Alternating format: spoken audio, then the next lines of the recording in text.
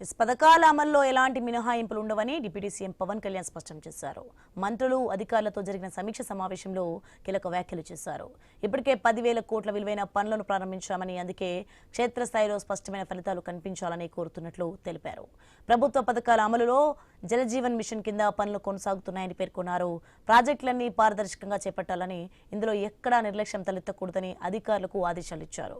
అలాగే అధికారులు తప్పనిసరిగా క్షేత్రస్థాయికి వెళ్లి పనులను పరిశీలించాలని, అప్పుడే ప్రజలకు ప్రభుత్వ పథకాల ప్రయోజనాలు సక్రమంగా అందుతాయని డిప్యూటీ సీఎం సూచించారు.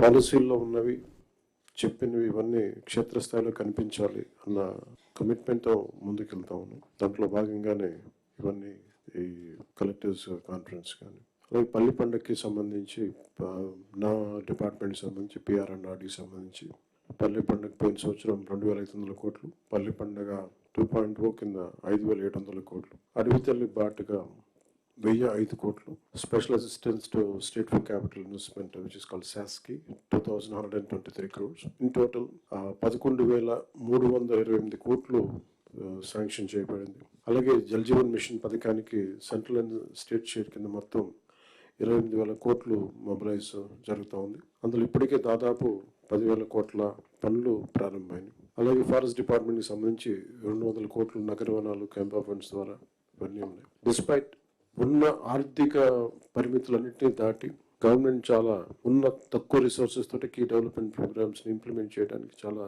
కట్టుబడి ఉన్నాం.